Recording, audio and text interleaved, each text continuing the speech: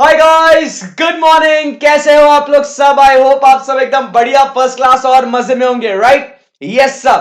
दोस्तों, हम लोग बहुत ही इंटरेस्टिंग और बहुत ही नया सा एक बहुत ही इंपॉर्टेंट सा टॉपिक हम लोग डिस्कस कर रहे थे, जिसका नाम है companies auditors report order 2020। Right, एकदम बढ़िया। दोस्तों, एक बार फटाफट कारों के बारे में जितना भी हम लोग ने अभी तक पढ़ा था इन द लास्ट 2 डेज, फटाफट हम लोग एक बार उसको रिवाइज करते हैं, कारों के पॉइंट्स को, एंड फिर उसके बाद और इसके अंदर क्या रिपोर्टिंग रिक्वायरमेंट्स है उसको हम लोग एक बार मस्त डिस्कस कर लेते हैं। ठीक है, बहुत मजा आएगा। आज अपना लास्ट डे होगा कारों से रिलेटेड। कारों आज अपना फिनिश हो जाएगा, राइट? Yes sir. तो चलिए बिना किसी देरी के शुरू किया जाता है आज का ये बहुत ही इंटरेस्टिंग लेक्चर। दोस्तों, बात करते हैं कारो 2020 की। कौन से सेक्शन के अंदर कारो आया है बच्चों? चलिए फटाफट बताइए। अंडर विच सेक्शन कारो वाज इंट्रोड्यूस्ड? सेंट्रल गवर्नमेंट को कौन से सेक्शन के माध्यम से ये पावर मिला है? तो बॉस, सेक्शन नंबर 143 सबसेक्शन 11, इस सेक्शन के माध्यम से सेंट्रल गवर्नमेंट को दोस्तों पावर मिला है to introduce what a order. और ये जो ऑर्डर है मेरे बच्चों, ये ऑर्डर का नाम क्या है?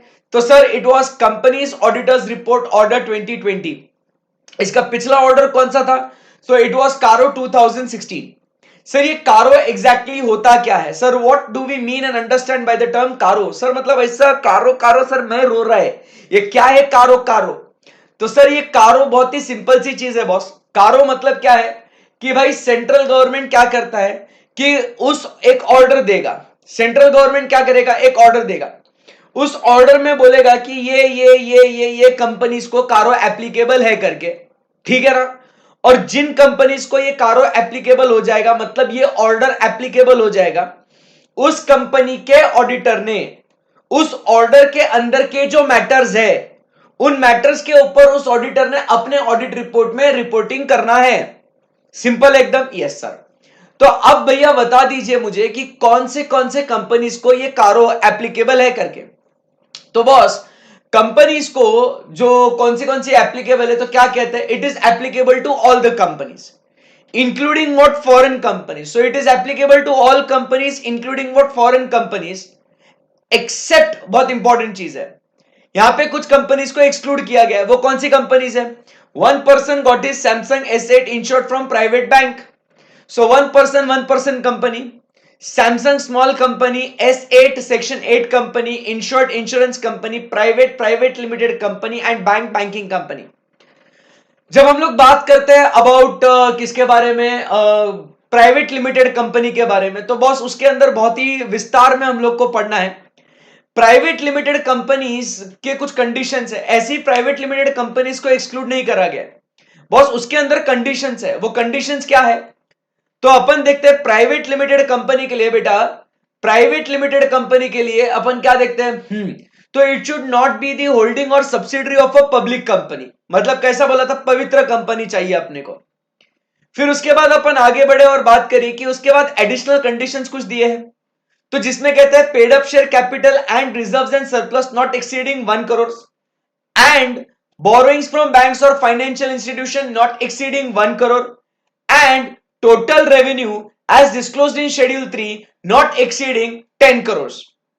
ये सारे कंडीशंस अगर सेटिस्फाई हो जाते हैं इन क्यूमुलेटिव, सारे कंडीशंस अगर सेटिस्फाई हो जाते हैं, तब जाके अपन क्या कहेंगे बॉस? तब जाके अपन कहेंगे कि इस कंपनी को कारो एप्लीकेबल नहीं है। बात पहुंची आप तक? बिल्कुल सर, एकदम बढ़िया बात पहुंची। आगे बढ़ते हैं दोस्तों।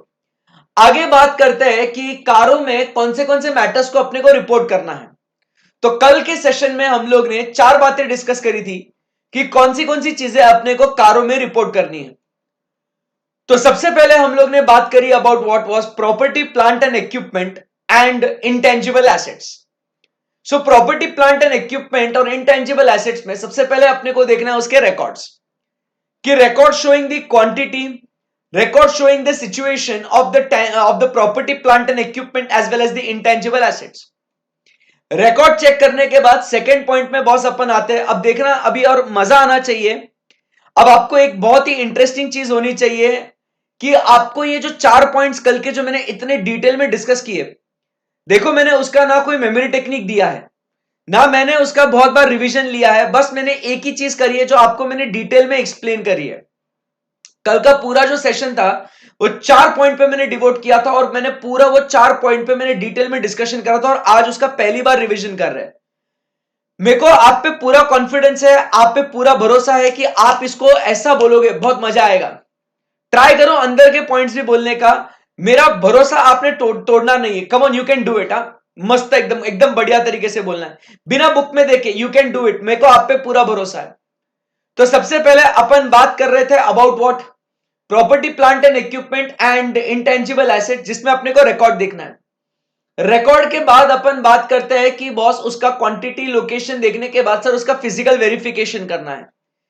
फिजिकल वेरिफिकेशन ये किसने करना चाहिए? The physical verification should be conducted by management eight reasonable intervals. और अगर उस फिजिकल वेरिफिकेशन करते समय अगर कहीं आपको कुछ मटेरियल डिस्क्रिपेंसी अगर आती है तो आपको रिपोर्ट करना है कि how it has been dealt with in the books of accounts. Third point, अपन बात करते हैं कि टाइटल डीड्स के बारे में। तो जो भी इमूवेबल प्रॉपर्टीज है उसके टाइटल्स के डीड्स वो it should be in the name of the company, और अगर नहीं है तो आपने उसके डिटेल्स आपने देने हैं उसके।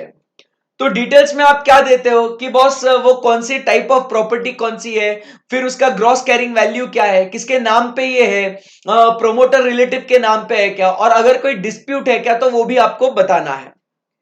फिर उसके बाद फोर्थ पॉइंट में अपन बात करते हैं। फोर्थ पॉइंट में अपन क्या कहते हैं अबाउट रिवैल्यूएशन, कि क्या आपने ये रजिस्टर्ड वैल्यूअर के साथ रिवैल्यू करा है क्या, and if there a change in value is 10% or more, the change in value is what 10% or मोर, तो आपने उसको डिस्क्लोज करना है। एंड लास्ट में बेनामी ट्रांजैक्शंस की बात करते हैं, बेनामी प्रॉपर्टी की बात करते हैं कि कोई प्रोसीडिंग्स अंडर बेनामी प्रोहिबिशन एक्ट, उसके अंदर अगर कोई प्रोसीडिंग्स आपके अगेंस्ट है तो क्या वो कंपनी ने अपने फाइनेंशियल स्टेटमेंट्स में डिस्क्लोज करा है क्या नहीं, ये अपने को दिखाना है। सो मेरा बच्चा, first point property plant and equipment and intangible assets clear है एकदम? Yes sir. सेकेंड पॉइंट अभी अपन जाते हैं ऑन व्हाट, इन्वेंट्री। इन्वेंट्री में अपन सबसे पहले देखते हैं कि अबाउट फिजिकल वेरिफिकेशन, कि क्या मैनेजमेंट ने रीजनेबल इंटरवल्स पे फिजिकल वेरिफिकेशन किया क्या, और अगर आपको डिस्क्रिपेंसी मिलती है बट यहां पे डिस्क्रिपेंसी का अमाउंट स्पेसिफाई किया गया है, और अगर यहां पे डिस्क्रिपेंसी 10% और मोर का आपको डिस्क्रिपेंसी मिलता है तो आपने उसको कैसे डील किया है बुक्स ऑफ अकाउंट्स में, उसको आपने बताना है। सेकेंड पॉइंट इसके अंदर आता है वर्किंग कैपिटल। अगर आपने वर्किंग कैपिटल फाइनेंस बैंक से, फाइनेंशियल इंस्टीट्यूशन से लिया है which has been sanctioned in excess of ₹5 crore, तो आप जो स्टॉक स्टेटमेंट बैंक को दे रहे हो क्या वो स्टॉक स्टेटमेंट आपके बुक्स ऑफ अकाउंट्स के साथ अग्रीमेंट में है या नहीं है, आपको वो रिपोर्ट करना है। थर्ड पॉइंट अपन बात करते हैं अबाउट व्हाट, लोन्स के बारे में। तो लोन्स के बारे में अपन ने क्या बात करी कि loans, investments, guarantee, security, in nature of the loans अगर आपने दिया है तो उसके step by step upon points अंदर अंदर अंदर अंदर गए थे। तो उसमें पहला पॉइंट क्या है कि अगर आपने कहीं लोन एडवांस किया है, लोन प्रोवाइड किया है joint venture, subsidiary and associate को, तो उसको डिस्क्लोज करना है आपने, और अदर्स को दिया है तो वो भी आपने डिस्क्लोज करना है। तो आपने पहला लोन दिया है उसके बारे में, जेवी, सब्सिडरी, एसोसिएट को एंड अदर्स को, ये आपको बताना है। सेकेंड पॉइंट, जो टर्म्स एंड कंडीशंस है, it should not be prejudicial to the interest of the company, वो आपने देखना है। थर्ड पॉइंट अपन बात करते हैं कि बॉस क्या यहां पे रीपेमेंट का शेड्यूल आपने बनाया है क्या, और अगर रीपेमेंट का शेड्यूल अगर आपने बनाया है तो उसके हिसाब से आपको पैसा मिल रहा है क्या, रेगुलरली मिल रहा है क्या नहीं, आपको वो देखना है। बराबर। फिर अगर आपको रेगुलरली नहीं मिल रहा है तो क्या वो पैसा ओवरड्यू हो चुका है क्या, and overdue for more then 90 days अगर है तो आपने रीजनेबल स्टेप्स लेने चाहिए फॉर इट्स रिकवरी। और अब यहां पे फिफ्थ लोन्स की, उस लोन से रिलेटेड आपने उसको एक्सटेंशन दिया है, आपने उसको रिन्यू किया है, या आपने फ्रेश लोन दिया है तो उसका अमाउंट और परसेंटेज आपने बताना है। बराबर। और कहीं पे अगर किसी लोन को रीपेमेंट शेड्यूल नहीं है, मतलब it is repayable on demand, तो ऐसे लोन्स का अमाउंट और परसेंटेज आपको बताना है, और उसमें प्रोमोटर्स को भी आपने कितना दिया है वो आपने बताना है। तो ये अपना थर्ड पॉइंट हो गया। फोर्थ पॉइंट में आते हैं और चर्चा करते हैं अबाउट लोन्स जो आप दे रहे हो, तो वेदर लोन्स, इन्वेस्टमेंट्स, गारंटीज जो आप कर रहे हो, whether provisions of section number दो सेक्शन बोले थे अपन ने, डिस्कस भी करे थे अपन ने उसको। So whether provisions of section number 185 and 186 have been complied with, और 185 में बात करी थी it was about loans to directors etcetera, और 186 में अपन ने बात करी थी इन्वेस्टमेंट्स की in the company which cannot make more than 2 layers of investment company, ऐसी कुछ बात करी थी। तो बॉस यहां पे ये 4 पॉइंट्स, अब मुझे बताइए, देखो कल आपको बहुत कुछ ऐसे होता होगा, अरे यार सर मजा नहीं आ रहा है यार, बोर हो रहा है सर, कितना कितना मतलब अपन नॉलेज ले रहे, कितना अपन पढ़ रहे, ऐसा हुआ होगा कल, बेचैनी हुई होगी, धक धक हुआ होगा, अरे यार सर। बट आज जब आप ये इसको रिवाइज करते हो एंड जब आप ये चीजें आप बोल पाते हो, आपको रिकॉल होता है, that is the beauty of it boss, ये बेस्ट चीज है ना। सो ये बात हो गई अपनी, यहां पे 4 पॉइंट्स अपन ने पढ़ लिए एंड अब कहानी आगे बढ़ाते हैं, let's move on to the next point, the 5th point. Yes, confidence क्या बोलता है, चलिए ये आपको अभी मुझे बोलना पड़ेगा, आपका कॉन्फिडेंस कहां है, नेक्स्ट लेवल पे पहुंचा क्या? यस सर पहुंचा। चलिए तो अब आगे बढ़ते हैं। यो, अब बात करते हैं about what, the 5th point, public deposits की। ये पॉइंट एकदम सिंपल है, कोई टेंशन नहीं है इसके अंदर, कॉन्फिडेंस बूस्ट होना मांगता बस, और कुछ भी नहीं है। अब पब्लिक डिपॉजिट्स, अब समझिए बात को, जब अपन पब्लिक डिपॉजिट्स की बात करते हैं तो we are accepting deposits from publics, बराबर के नहीं। So in respect of deposits accepted by the company, बराबर, and the amounts which are deemed to be what, deposits. आपको याद होगा ना, deposits is what, loans are also considered as deposits, amount accepted by way of deposits are considered as deposits. कौन से specific loans deposits में आते हैं, कौन से नहीं आते हैं, ये सारी बातचीत अपन ने करी थी, आपको याद होगा। इफ यू रिमेंबर, अपन ने अंकिता मैम को भी फोन लगाया था उस टाइम पे, राइट, एकदम बढ़िया है। तो अब यहां पे क्या कहता है, बहुत सिंपल है एकदम, if the company has accepted what, public deposits, तो बॉस इन्होंने रिजर्व बैंक ऑफ इंडिया, आप समझिए बात को, इन्होंने रिजर्व बैंक ऑफ इंडिया ने जो प्रोविजंस दिए हैं, आप समझ रहे मेरी बात को।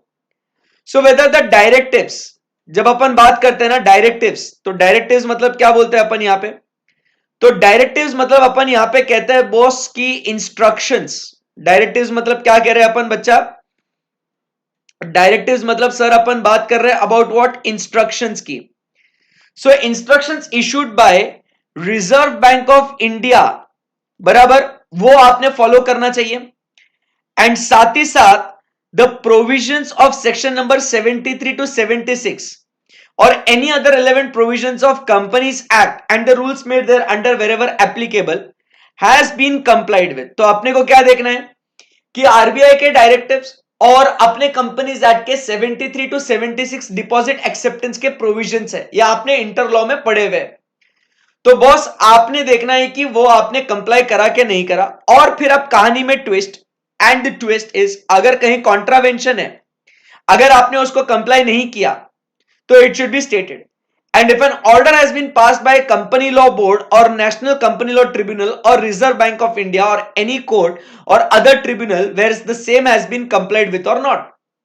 तो अब यहां पे अपन क्या कहते हैं, पब्लिक डिपॉजिट्स में बॉस कहानी एकदम सिंपल है, क्या क्या कहते हैं अपने को, क्या क्या फॉलो करना है अपने को, आरबीआई के डायरेक्टिव्स को फॉलो करना है, आरबीआई के क्या करना है अपने को, आरबीआई के डायरेक्टिव्स को फाइनल फॉलो करना है अपने को। Section 73 to section 76, section 73 to section 76 इसको फॉलो करना है अपने को। फिर उसके बाद कंपनी लॉ बोर्ड ने अगर कुछ ऑर्डर पास किया है, नेशनल कंपनी लॉ ट्रिब्यूनल ने कुछ ऑर्डर पास किया है, रिजर्व बैंक ऑफ इंडिया ने कुछ अगर ऑर्डर पास करा है, या अदर ट्रिब्यूनल ने कोई ऑर्डर पास करा है, अदर ट्रिब्यूनल ने कुछ ऑर्डर पास करा है, तो आपने ये भी देखना है, यहां पे आपने ये भी देखना है कि क्या उसे अपन ने कंप्लाई किया क्या, सिंपल सी बात है एकदम। सो ये जो है आपको देखना है यहां पे, अदर ट्रिब्यूनल,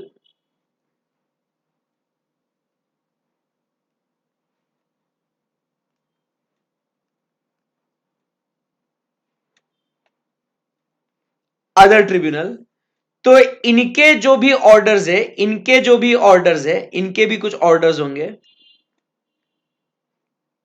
तो इन ऑर्डर्स को आपने बस क्या करना है, आपने क्या देखना है, आपने कंप्लाई किया क्या नहीं किया है, कंप्लाइड विथ और नॉट। तो यहां पे दो बातें होगी, हाँ जी कंप्लाई किया है तो वो बता देंगे कि यस बॉस कंप्लाई करा है करके अपन ने, यस सर। और अगर नो किया है तो आपने क्या करना है, इसको स्टेट करना है कि भाई if any contravention is there it should be what stated, खत्म। सो ये पब्लिक डिपॉजिट से रिलेटेड प्रोविजंस है। चलिए कुछ क्वेरी यहां पे पब्लिक डिपॉजिट्स बताइएगा दोस्तों। सो क्या क्या पॉइंट हुए अपने, property plant and equipment and intangible assets, inventory, loans, loans investments guarantees and securities. And अब बात करते हैं about what, public deposits.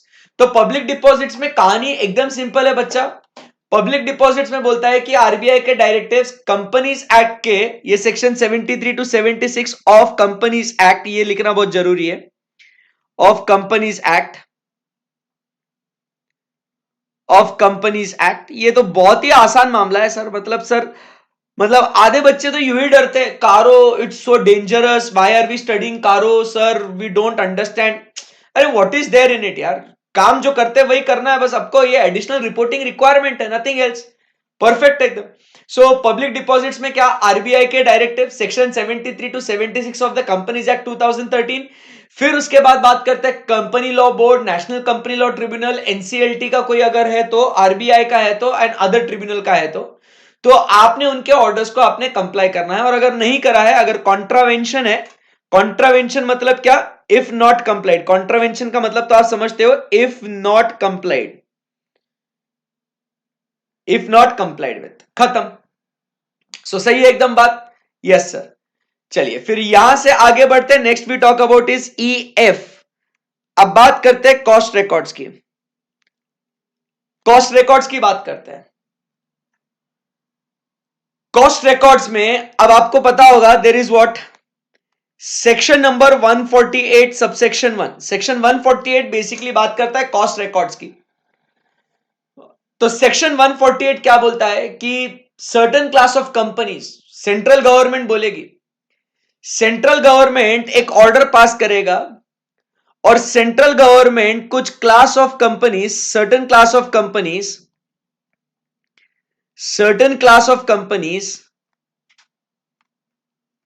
are required to maintain, certain class of companies are required to maintain what, required to maintain cost records, they are required to maintain what, they are required to maintain what, cost records।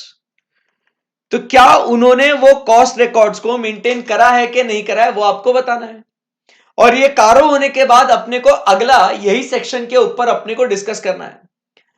आई बात समझ में, तो companies cost records and audit rules 2014, ये इससे related central government ने rules और orders prescribe करे हैं। तो आप समझिए कि उस सेक्शन के तहत सर्टेन क्लास ऑफ कंपनीज, बराबर की नहीं, which are engaged in production and which are engaged in production or manufacturing of goods and services including foreign companies, correct है ना, उनको आप समझिए बात को, उनको क्या बोला गया है, कॉस्ट रिकॉर्ड्स मेंटेन करना है। प्रिस्क्राइब्ड एक टर्नओवर दिया है 35 करोड़ का, वो अपन डिस्कस करेंगे आगे, अगला टॉपिक अपना वही है। तो बॉस उन कंपनीज ने कॉस्ट रिकॉर्ड्स मेंटेन करा कि नहीं करा, ये अपने को रिपोर्ट करना है। बात आसान है एकदम, यस सर। तो चलिए मैं अगला पॉइंट लिखता हूं, तब तक आप मुझे अभी तक के जो अपने 6 पॉइंट है उसके बारे में आप बता दीजिए एक बार। तो फर्स्ट पॉइंट क्या था अपना, property plant and equipment and intangible asset, inventory की बात हो गई। फिर उसके बाद लोन्स की बात हो गई, लोन्स इन्वेस्टमेंट्स गारंटीज की बात हो गई, loans investments guarantees and securities. Fifth point जो अभी अपन ने पढ़ा वो क्या था बच्चों, पब्लिक डिपॉजिट्स के बारे में बात हुई। और फिर सिक्स्थ पॉइंट जो अपन कहते हैं वो बात करता है about what is the cost records. सही है एकदम, यस सर। कॉस्ट रिकॉर्ड्स के बारे में चर्चा खत्म हो गई। सो क्या कहते हैं यहां पे, maintenance of cost records are specified by central government under section 1 subsection 1 of section 148 of the companies act, whether such records have been made and whether it has been maintained, आपको ये रिपोर्ट करके बताना है, खत्म हो गई बात। Confidence है। अब बात करते हैं आगे, statutory dues. This is very important. अब बात करेंगे बच्चा लोग, हर बार बोलना है आपने, हर बार आपने बोलना है मेरे साथ, ठीक है। अब यहां पे चर्चा करते हैं अपन किसके बारे में। अब यहां पे अपन बात करते हैं about what the next very important thing. वो है स्टैच्यूटरी ड्यूज, ठीक है। तो बेटा एकदम आराम से ध्यान से मन लगा के फोकस करने का, कॉन्फिडेंस बूस्ट होना मांगता हर बार बोलने का स्टैच्यूटरी ड्यूज, बहुत मजा आएगा।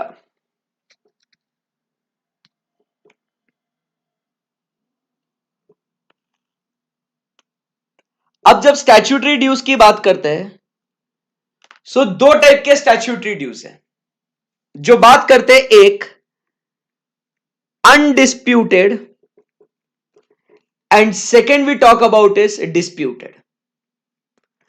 मतलब अपने जो स्टैच्यूटरी ड्यूज है बॉस, ये दो टाइप के स्टैच्यूटरी ड्यूज है, एक है undisputed statutory dues and second is disputed statutory dues.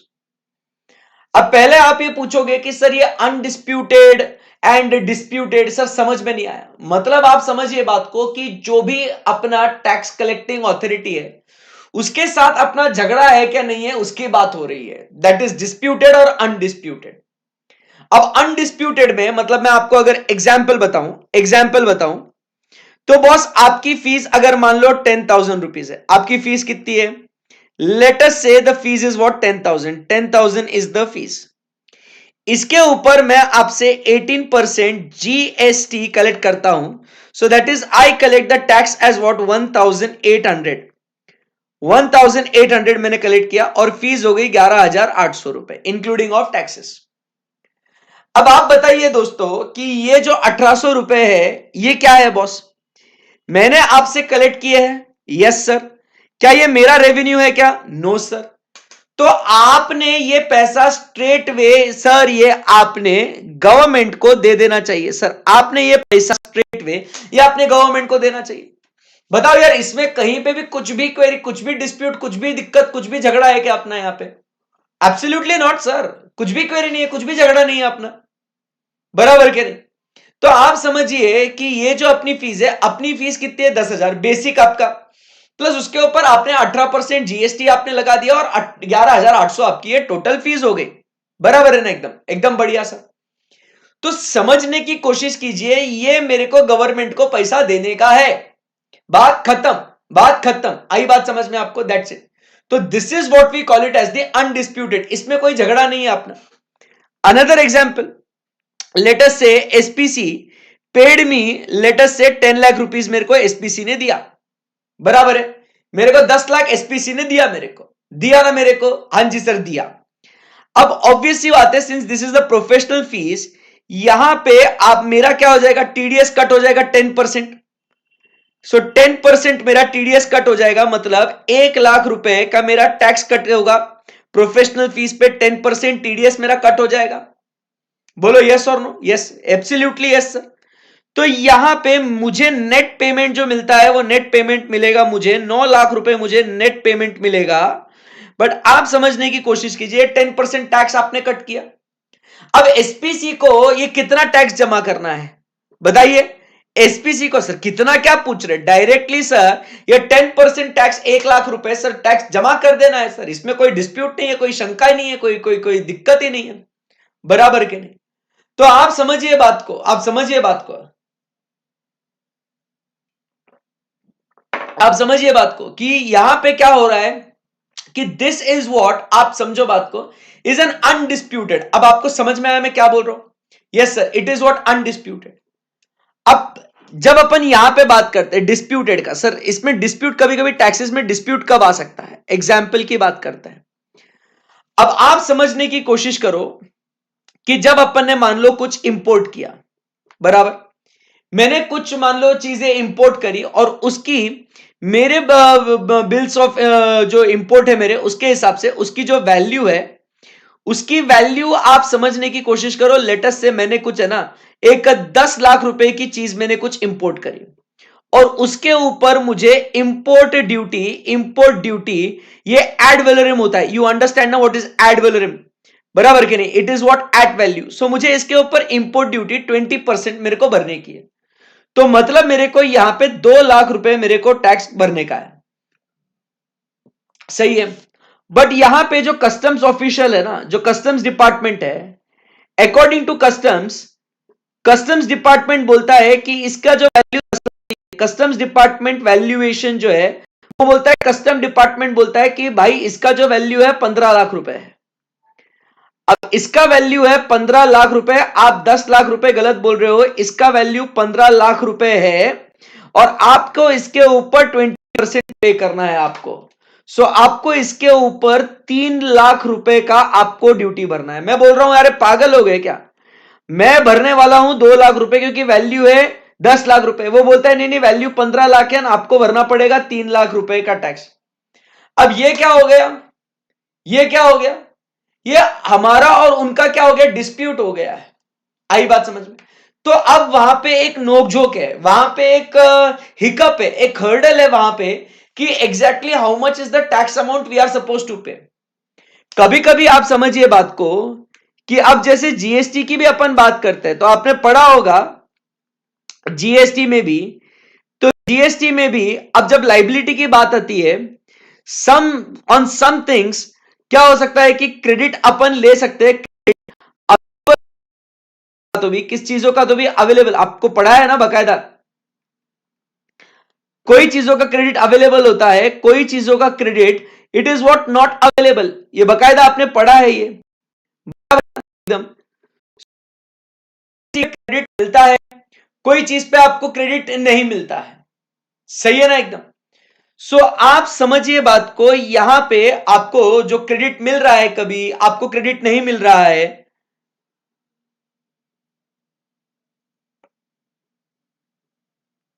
कुछ भी नहीं है, सब बराबर है यार।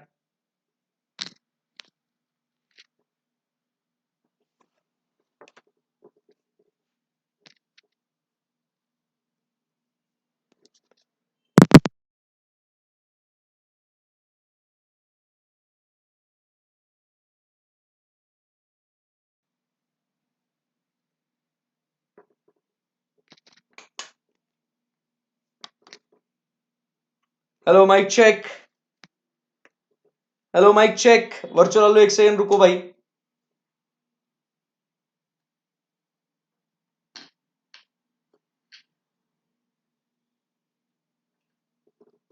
चेक करो एक बार आवाज।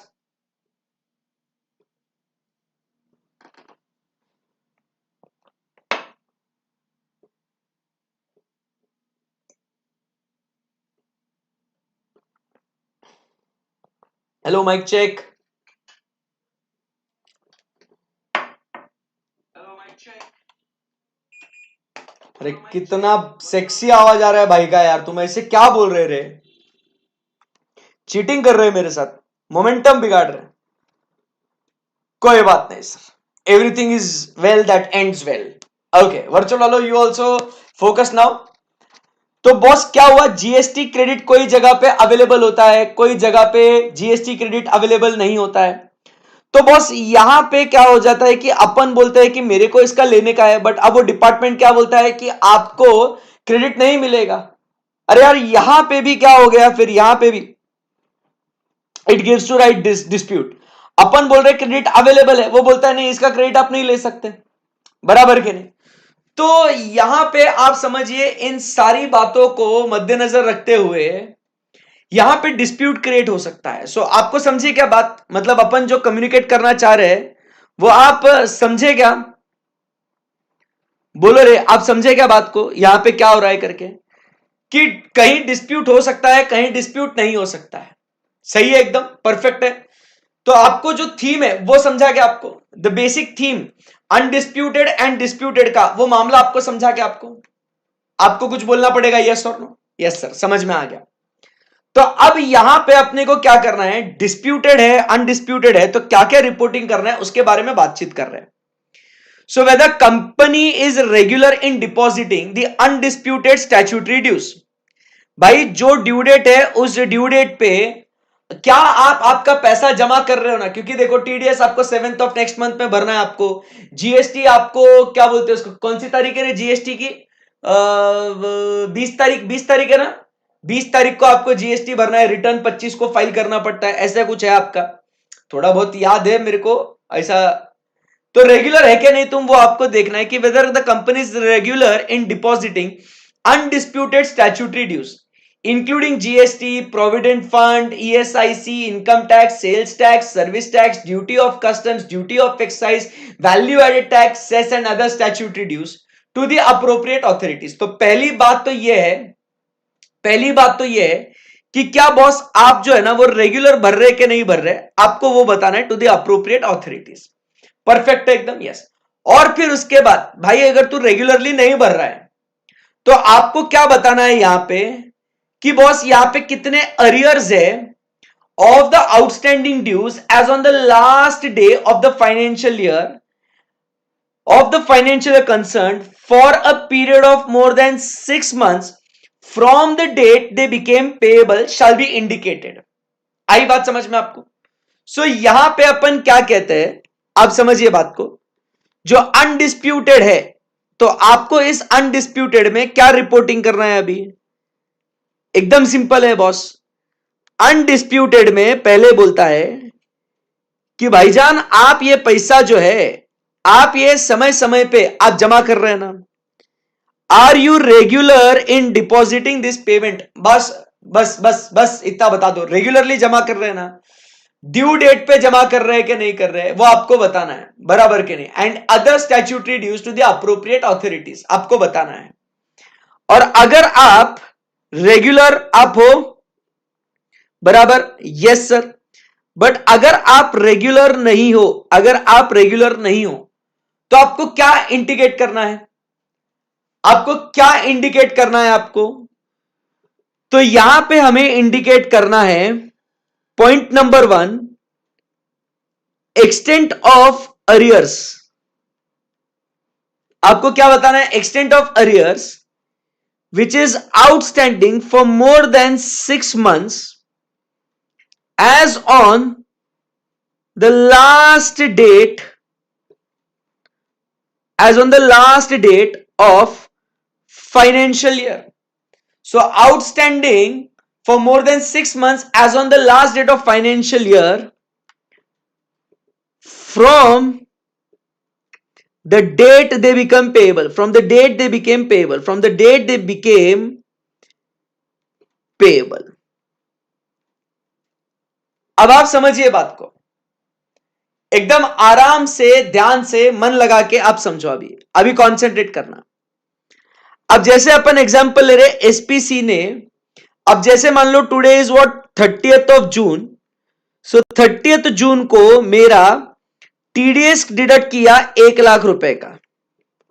आप जवाब देंगे अभी 30th जून को एसपीसी ने मेरा टीडीएस डिडक्ट किया कितने का, 1 लाख रुपए का मेरा टीडीएस डिडक्ट किया। तो इनको डिपॉजिट कब करने का है उसको, तो सर डिपॉजिट करने का है 7 जुलाई को, सर अगले महीने में सर उनको जमा करने का है।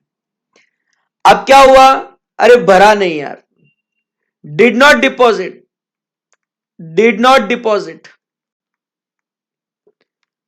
बराबर है कि नहीं? तो अब यहां पे अब मैं अलग अलग सिचुएशंस देता हूं आपको, आपने मुझे बताना है कि कौन से सिचुएशन में अपने को उसको डिस्क्लोज करना है।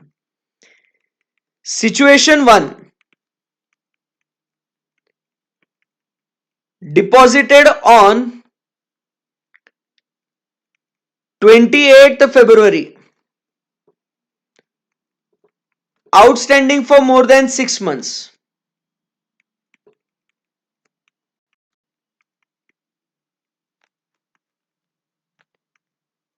did not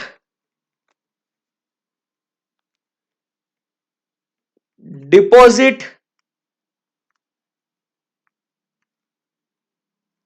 as on 31st March। तो outstanding for more than 6 months on last day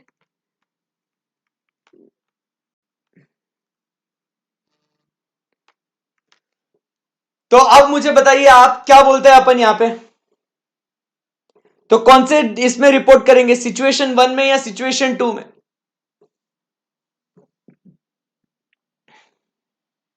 बताइए। तो ऑब्वियस सी बात है, हम लोग सर सिचुएशन 1 में नहीं रिपोर्ट करेंगे बट सिचुएशन 2 में रिपोर्ट करेंगे, क्योंकि यहां पे क्या डिमांड करता है वो, कि वो सिर्फ outstanding for more than 6 months नहीं होना चाहिए। It should not only be outstanding for more than 6 months, but important क्या है कि it should be outstanding for more than 6 months plus it should be outstanding as on the balance sheet date. ये दोनों condition satisfy करना चाहिए। एक तो वो 31 मार्च को पेएबल दिखना चाहिए और 31 मार्च को क्या होना चाहिए, वो मोर देन 6 मंथ्स होना चाहिए। अब मुझे एक बात बताइए, एक मेरा टीडीएस उन्होंने डिडक्ट किया कभी, लेटेस्ट से मेरा एक टीडीएस डिपॉजिट का ड्यू डेट था, टीडीएस डिपॉजिट, टीडीएस मेरा एक कट किया उन्होंने कभी, ये 31 ऑफ जनवरी को डिडक्ट किया 1 लाख रुपए का, ठीक है ना। और उसका ड्यू डेट कब है डिपॉजिट करने का, डिपॉजिट करने का है 7th ऑफ फरवरी को, but it is what outstanding as on 31 of March. बोलो बच्चों, इसको रिपोर्ट करूं कि नहीं करूं, इसको रिपोर्ट करूं कि नहीं करूं, आपको बोलना पड़ेगा, इसको रिपोर्ट करूं कि नहीं करूं, फटाफट बोलो। तो सर इसको रिपोर्ट नहीं करेंगे, क्यों, क्योंकि इवन दो ये 31 मार्च को आउटस्टैंडिंग है, 31 मार्च को ये आउटस्टैंडिंग है, but it is not outstanding for more than 6 months, तो वो दोनों कंडीशन सेटिस्फाई नहीं हुई। आई बात समझ में आपको, परफेक्ट है सर, क्लिक हो गया हमको। सो आपको यहां पे जो भी स्टैट्यूटरी ड्यूज है जो अनडिस्प्यूटेड है, आपको सिंपली क्या रिपोर्ट करना है कि वो स्टैट्यूटरी ड्यूज अगर आप अनडिस्प्यूटेड है तो रेगुलरली जमा कर रहे हैं कि नहीं कर रहे, और अगर आप वो रेगुलरली जमा नहीं कर रहे हो तो आपका कितना आउटस्टैंडिंग है as on balance sheet date and which is over due for more than 6 months from the date they became payable. ये ट्विन कंडीशन आपको सेटिस्फाई करनी है। क्लियर है एकदम, बेस्ट है सर। तो दोबारा से एक बार आके पढ़ लेते हैं इसको। सो क्या बोला है इन्होंने यहां पे, whether the company is regular in depositing the undisputed statutory dues and if not the extent of the arrears of outstanding statutory dues as on the last day of the financial year concerned for a period of more than 6 months from the date they became payable shall be indicated। अब फिर उसके बाद अपन बात करते हैं कि statutory dues जो क्या है। अब बात करेंगे about statutory dues which has been what not deposited of any dispute, dispute के वजह से। तो आपने सिंपली यहां पे क्या बताना है, यहां पे कितने अमाउंट का डिस्प्यूट है और कौन सा फोरम है जहां पे ये डिस्प्यूट आपका चालू है वो आपको इंडिकेट करना है। तो अगर डिस्प्यूट है ना आपका, डिस्प्यूट है ना बेटा आपका, यस सर डिस्प्यूट है, तो आपने यहां पे दो बातें बतानी। एक तो आपने बताना है अमाउंट ऑफ डिस्प्यूट, आपने क्या बताना है अमाउंट ऑफ डिस्प्यूट, कि कितना डिस्प्यूटेड अमाउंट है। तो अपना यहां पे जैसे डिस्प्यूटेड अमाउंट कितना है, 1 लाख रुपए का डिस्प्यूटेड अमाउंट है अपना, बराबर के नहीं। तो आपने क्या बताना है कि कितना अमाउंट ऑफ, रिपोर्ट क्या करना है अपने को, रिपोर्ट फर्स्ट भैया, हाँ, अमाउंट ऑफ डिस्प्यूट, एंड दूसरा अपने को बताना है the forum where dispute is being filed. Forum मतलब क्या बोल रहे हैं यहां पे, कौन सी ऑथोरिटी है जिसके पास अपन क्या कर रहे हैं, ये डिस्प्यूट अपन ने फाइल किया है। Mere representation does not amount to what dispute, कि अपन ने सिर्फ एक तुक्का मार के, मतलब सिर्फ एक रिप्रेजेंटेशन फाइल किया है without any valid basis grounds कि हमको वेव ऑफ कर दो ना, ऐसा करो, that does not amount to what dispute. So ये अपनी बात हो गई बॉस स्टैट्यूटरी ड्यूज से रिलेटेड। मुझे बताइए अब यहां पे आपको ये रिपोर्टिंग से रिलेटेड कोई आपको कुछ भी क्वेरी है तो प्लीज आप मुझे बता दीजिएगा। If you have any query, any कुछ भी आपको बोलना रहेगा प्लीज आप मुझे बता दीजिएगा। तो कौन से स्टार्टिंग से पॉइंट हो गए एक बार बोल देंगे, कौन से स्टार्टिंग से पॉइंट हो गए। चलिए लेट्स रॉक गाइस। तो फर्स्ट पॉइंट अपन बात करते हैं property plant and equipment along with intangible assets. Second inventory है। थर्ड अपन बात करते हैं अबाउट लोन्स। फोर्थ बात करते हैं loans investments, third point loans investments guarantees, fourth point loans and investments 185 186 वाले। फिफ्थ पॉइंट में अपन बात करते हैं about public deposits. Sixth point में अपन बात करते हैं about what cost records. Seventh point में जो अभी अपन ने पढ़ा वो बात करी किसके बारे में, स्टैट्यूटरी ड्यूज के बारे में। परफेक्ट है एकदम, एब्सोल्युटली सर, एकदम मतलब भयंकर माहौल, मजा ही आ गया सर, मजा आ गया, मजा आ गया, एकदम इज्जी है, इज्जी, फुल इज्जी। चलिए तो फिर इस खेल को आगे बढ़ाया जाता है। आठवां पॉइंट एच, सुपर, एकदम सुपर। अब यहां से बात करते हैं अनरिकॉर्डेड ट्रांजैक्शंस की। अब किसकी बात करते हैं, एच वाले पॉइंट में, एच वाला पॉइंट अब बात करेंगे unrecorded transactions.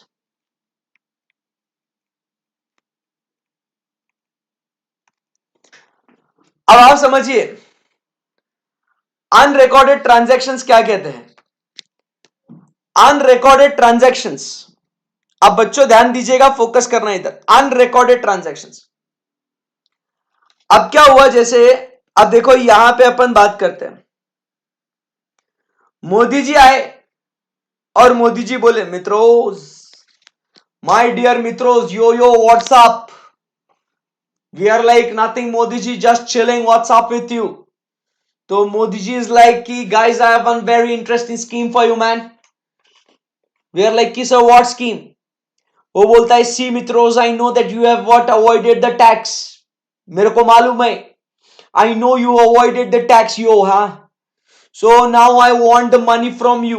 I have committed that everybody will get 15 lakhs, and to give that 15 lakhs I want the black money back with me, yo.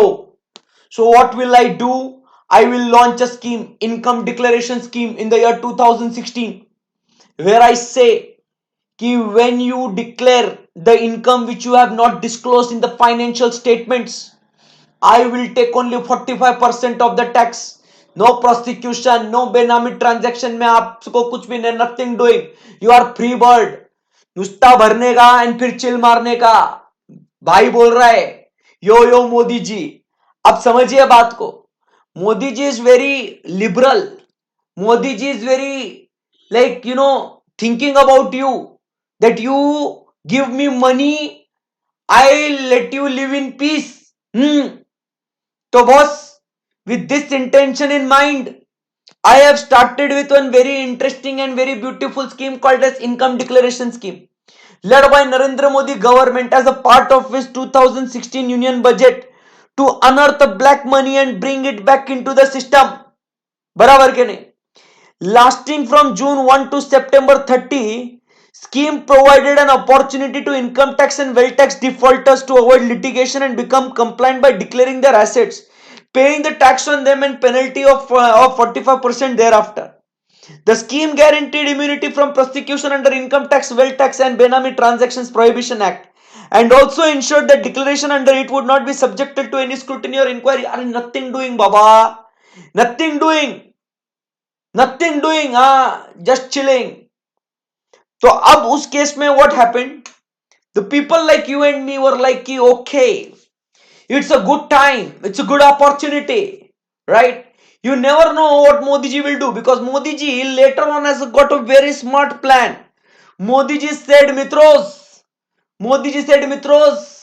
from tonight 8 p.m, 500 1000 currency is gonna be banned.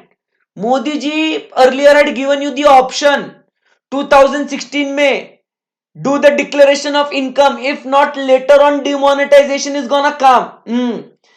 तो भैया पूरा plan था रे, पूरा plan था। आप समझिए बात को। तो अब क्या हुआ, ऐसा इनकम डिक्लेरेशन स्कीम, बराबर के नहीं, ये सब चीजें क्या हो गई, ये चालू हो गई रे भाई, बराबर। तो अब लोगों ने क्या किया, डिक्लेयर करना चालू कर दिया, बराबर के नहीं। So keeping all this things in mind, what happened, people started to surrender or disclose their income during the year. So लोग अपनी इनकम डिस्क्लोज करना चालू कर दिया। अब क्या हुआ, वो आपने डिस्क्लोज कर दिया इनकम टैक्स के अंदर, बराबर के नहीं, बट अब वो जो आपने इनकम टैक्स में डिस्क्लोज किया, बॉस, वो income it is not recorded in the books of accounts. That is not recorded in your statutory books of accounts, आपके कंपनी के फाइनेंशियल स्टेटमेंट्स के अंदर, वो आपने तो रिकॉर्ड किया नहीं है। मतलब अब ऑब्वियस सी बात है ना सर, हमने तो वो छुपाया था ट्रांजैक्शन।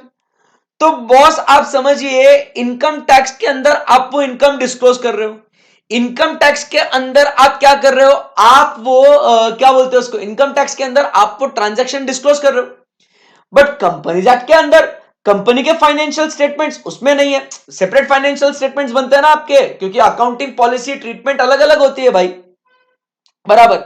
तो ऐसे केस में whether any transactions not recorded in the books of accounts have been surrendered or disclosed as income during the year in the tax assessment under income tax act। अब सिर्फ इनकम डिस्क्लोजर में नहीं, आपका जब है ना income tax का scrutiny भी हुआ ना, disclose in the tax assessment under income tax act, income tax authority ने आपका स्क्रूटिनी निकाला, बराबर, जिसमें इनकम टैक्स में आपको पता चला इनकम एस्केपमेंट होता है ना आपका, इनकम एस्केपमेंट असेसमेंट कभी पढ़ा है आपने? इनकम एस्केपमेंट असेसमेंट शायद 146 या 147 में, 147 में होता है आपका इनकम एस्केपमेंट असेसमेंट, ऐसा कुछ तो भी होता है, मेरे को याद आ रहा है थोड़ा थोड़ा। Income income escaping assessment, section number कौन सा है रे ये? हाँ 148 टू 1 में एक सेक्शन पीछे रहेगा, 148 टू 153 में क्या इनकम एस्केपिंग असेसमेंट, 147 ही चल रहे, बराबर। 148 में तो नोटिस जाता है ना, नहीं पढ़ा क्या तुमने? नो सर नहीं पढ़ा। तो ऐसा होता है income escaping assessment under section 147। तो अगर आपने मतलब इनकम छुपाया है, पता चल गया ना, तो बॉस 147 में आपका असेसमेंट होएगा, 148 में नोटिस दिया जाता है। कितना भारी है, मैंने मेरे सीए फाइनल के टाइम पे पढ़ा था, मेरे को आज भी याद है। Good sir, good, proud of you. तो भाई व्हाटएवर, तो ऐसा अगर है तो आपने उसको मतलब इधर दिखा रहे, उधर डिस्कवर हुआ है बट इधर नहीं हुआ है, तो बेटा ऐसा कैसा चलेगा? सो अब वो प्रीवियसली अनरिकॉर्डेड है, क्या वो प्रॉपरली रिकॉर्ड किया है क्या इन the books of accounts during the year, आपको वो बताना है, बराबर के नहीं? हाँ फाइनल में है बेटा, सही बोले, मैंने भी फाइनल में पढ़ा था ये। बहुत ही बढ़िया सर, बहुत बढ़िया। तो ये बात हो गई अनरिकॉर्डेड ट्रांजेक्शन्स की, बराबर के नहीं? एकदम सही है, बेस्ट है। सो यहां पे अनरिकॉर्डेड ट्रांजैक्शंस क्या बोलता है? ट्रांजैक्शंस, फोकस करने का, transactions disclosed under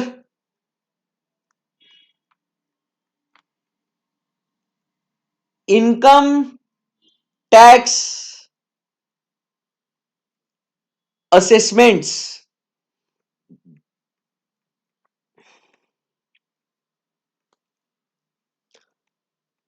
not recorded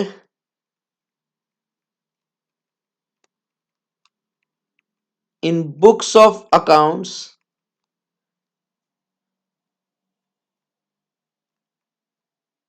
have been recorded। क्या आपने उसको रिकॉर्ड कर दिया ना, ये आपको डिस्क्लोज करना है, खत्म हो गई बात, बेस्ट एकदम।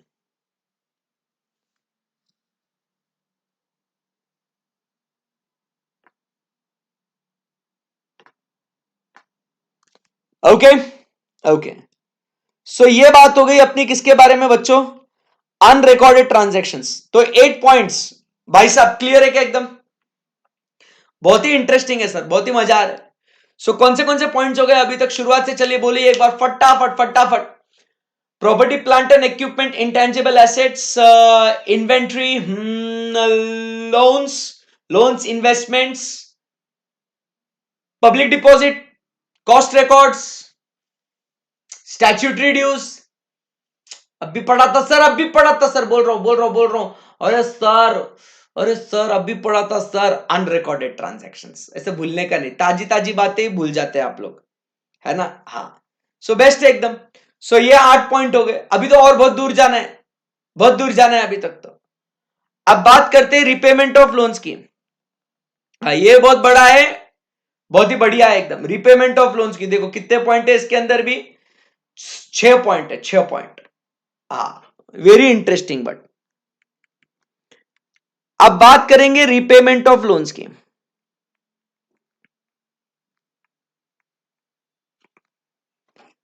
चलो रेडी है आप लोग सब? एकदम बढ़िया। अब रिपेमेंट ऑफ लोन्स की भाई एकदम पहले पढ़ लेते हैं क्या कहता है, देखते हैं एकदम फटाफट। अब पहले जो बात कर रहे थे about the loans we were giving, पहले वाले जो लोन्स थे ना वो क्या थे, जो अपन ने लोन लोगों को दिए थे, औरों को दिए थे।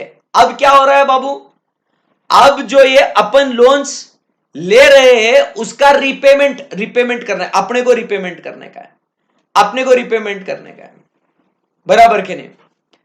सो अब यहां पे अपन क्या कहते हैं, whether the company has defaulted in repayment of loans or other borrowings or payment of interest thereunder to any lender. If yes, अगर हाँ तुमने डिफॉल्ट किया है, मतलब तुमने लोगों को अगर नहीं दिया है, एनी लेंडर मतलब वो बैंक हो सकता है, कोई भी हो सकता है वो। इफ यस, आपको क्या बताना है, the period and the amount of default is to be reported as per the format. तो आपको नेचर ऑफ बोरोइंग बताने का है, बराबर, किससे लिया था वो, कितना अमाउंट है, वो प्रिंसिपल है कि इंटरेस्ट है वो बताना है, कितने डेज का डिले हो गया वो बताने का है, और कुछ रिमार्क देने के तो वो देने का। तो अब जो लोन हमने लिए हैं उसका रिपेमेंट अपने को करने का है, और अगर आपने उन लोन्स के रिपेमेंट में अगर भाई साहब डिफॉल्ट करेला है तो बॉस आपको कितना अमाउंट डिफॉल्ट है, बराबर के नहीं, और क्या बोलते कितने पीरियड के लिए डिफॉल्ट है वो आपको बताना है। तो उसमें आपने नेचर ऑफ बोरोइंग, मतलब नेचर ऑफ बोरोइंग मतलब वो आपका वर्किंग क्या बोलते हैं उसको, टर्म लोन है, बराबर, आपका कोई एसेट एक्विजिशन से रिलेटेड लोन है, बराबर। तो क्या टाइप का लोन है वो आपको बताना है, name of the lender, bank है, बोरोवर है, डिबेंचर है, कैसा लोन है वो आपका वो दिखाना है आपको। Amount not paid on due date, बराबर, कितना अमाउंट आपने नहीं पे किया, कितना आउटस्टैंडिंग है, प्रिंसिपल है कि इंटरेस्ट है, कितने दिन का डिले हुआ। तो ये एकदम सिंपल सिंपल सी बात है ये रिपेमेंट ऑफ लोन्स की, ठीक है ना। तो फर्स्ट पॉइंट, तो रिपेमेंट ऑफ लोन्स में फर्स्ट पॉइंट क्या बोलता है बेटा, फर्स्ट पॉइंट, अगर भाई डिफॉल्ट करा है तो amount and period of loan आपको बताना है। डिफॉल्ट करा तो अमाउंट एंड पीरियड, कितना डिफॉल्ट किया वो बता दें। सेकेंड पॉइंट, अब यहां पे क्या कहता है, whether the company has been declared a willful defaulter by any bank or financial institution or other lender. So whether the company, अब डिफॉल्ट तो है, अब क्या आप विलफुल डिफॉल्टर है क्या, wilful defaulter by any bank और फाइनेंशियल इंस्टीट्यूशन। अब जब विलफुल डिफॉल्टर की बात करते हैं ना, ये देखो Punjab national bank, Punjab national bank का ये लिस्ट है wilful defaulter 200 crore and above का, 147 अकाउंट्स जिसमें के जो मतलब ये अलग अलग बैंक है ना, उसमें पंजाब नेशनल बैंक का विलफुल डिफॉल्टर देखो कौन दिख रहा है आपको, गीतांजलि जेम्स लिमिटेड, पतंजलि नहीं वे गीतांजलि। ये कौन है, गीतांजलि कौन था ये जो कंपनीज है ना, ये बैंक्स ने डिस्क्लोज कर दिया है कि ये विलफुल डिफॉल्टर्स है, इन्होंने जानबूझ के हमारा पैसा डुबाया है, बहुत कमीने लोग है साले, विलफुल डिफॉल्टर है, wilful defaulter. Gitanjali gems limited, देखो फिर गिली इंडिया लिमिटेड, ये कौन है गिली इंडिया, देखना है तुमको, देखना है तुमको कौन है गिली इंडिया, ये तुमको याद आ गया होगा कौन आदमी की बात कर रहा है अपन, गिली गिली गिली गिली इंडिया लिमिटेड।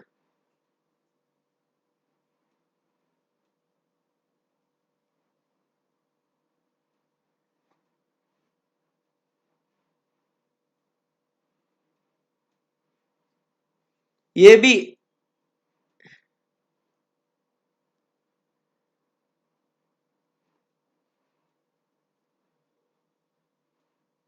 गीतांजलि का चाहिए भी,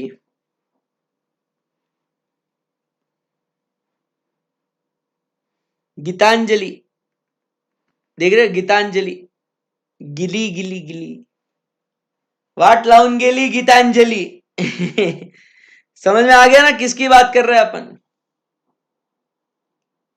है ना? हाँ, तो यहां पे दूसरे मोदी जी है, नरेंद्र भाई नहीं, नीरव भाई। सो भैया पीएनबी को चूना लगा के गए रे, तुम देखो नक्षत्र ब्रांड्स, नक्षत्र सब सब सोने जेवरात वाले चूना लगा दिया बे, चूना लगा दिया। पंजाब गीतांजलि, गिली, देखो पंजाब नेशनल बैंक की तो बैंड बजा डाला, कुडोस केमी, नक्षत्र brands, Winsome diamonds and jewellery, सब ये उसके या नीरव मोदी के, सब ये उसके। वाट लावून गेली गीतांजलि। तो क्या आपकी कंपनी विलफुल डिफॉल्टर घोषित करी गई है क्या? भैया जी वो भी देखना है आपको, विलफुल डिफॉल्टर। सो आपने रिपेमेंट ऑफ लोन आप टाइम पे कर रहे हो क्या? डिफॉल्ट किया तो आपने उसको डिस्क्लोज करने का है। सेकंड पॉइंट, क्या आप विलफुल डिफॉल्टर घोषित हो गए हो क्या, वो आपको देखना है। Second point done. Third point, whether the loans were applied for the purpose for which they were obtained. If not, the amount of loans so diverted and the purpose for which it is used may be reported. मतलब आपने बोल के लिया था मेरे को चाहिए इस पर्पस के लिए, और आपने इस्तेमाल किया उस पर्पस के लिए। हाँ, शानदार। Whether it has been applied for purpose, applied for the purpose for which it was taken. फिर आपको अब यहां पे कौन याद आता है? Applied for purpose, applied for purpose for which it was taken, बराबर के नहीं? तो अगर यहां पे आपने उसके लिए नहीं, अप्लाइड फॉर द पर्पस, और अगर डाइवर्ट किया है, डाइवर्टेड किया है, तो आपने उसका अमाउंट और किस पर्पस के लिए आपने यूज किया वो बताना है आपने, बराबर के नहीं? एकदम सही है, परफेक्ट है। सो एकदम सही है। सो क्या क्या बात करते हैं रिपेमेंट ऑफ लोन्स में, कि सबसे पहले आपने डिफॉल्ट किया है क्या, और डिफॉल्ट से आप विलफुल डिफॉल्टर है क्या। फिर उसके बाद आप समझिए आपने जिस पर्पस के लिए आपने लोन लेना था, क्या उसी पर्पस के लिए आपने उसको यूज किया है क्या, बराबर के नहीं? और अगर आपने किसी और दूसरे पर्पस के लिए यूज हुआ होगा तो आपने क्या करना है, आपने बताना है कि आपने कितना फंड्स आपने डाइवर्ट किया है।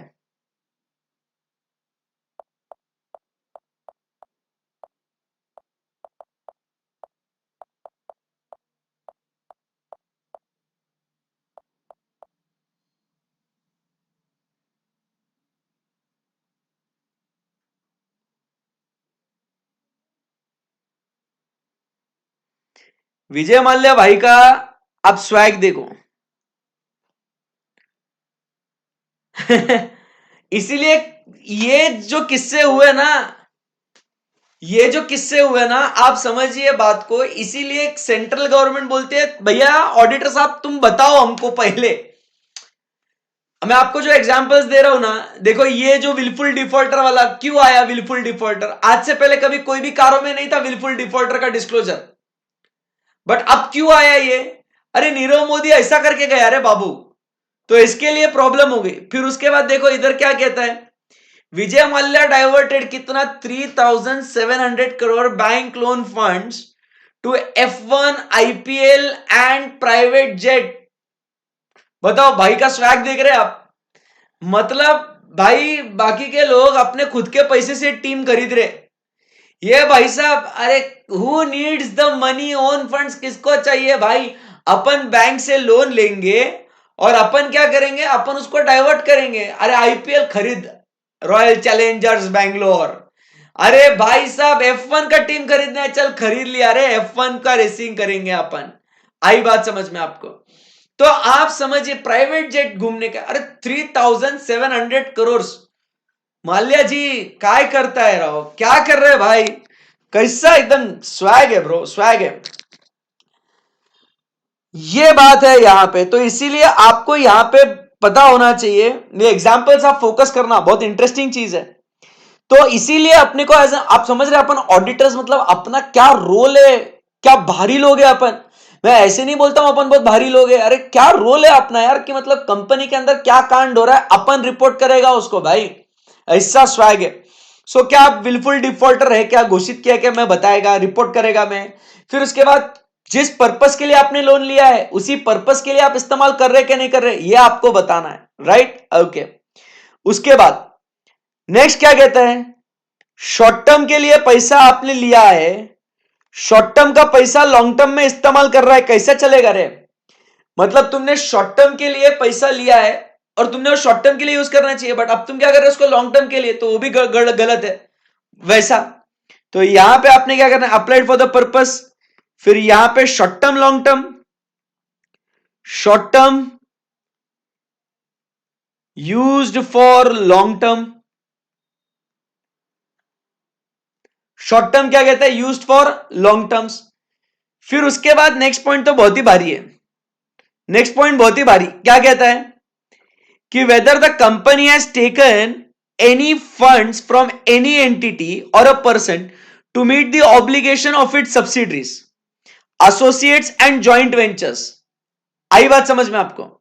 If so the details thereof with nature of such transactions, मतलब आपने किसके लिए लोन लिया, loans to meet the obligations of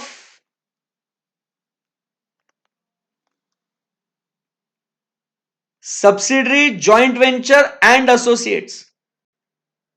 मतलब अपन ने अपने लिए नहीं, किसी और के लिए लिया है अपन ने लोन, बराबर के लिए। एंड फिर उसके बाद the company has raised loans during the year on the pledge of securities, मतलब अपन ने loans raised on the basis of security of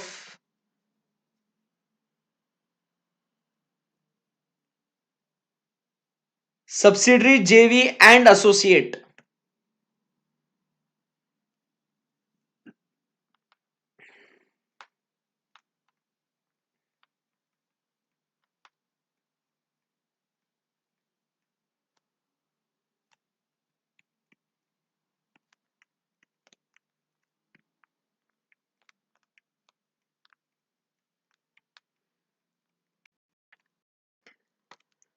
मतलब अपना जो जेवी या इसमें इन्वेस्टमेंट है उसके बेसिस पे आपने कुछ ये लिया है क्या, लोन लिया है क्या?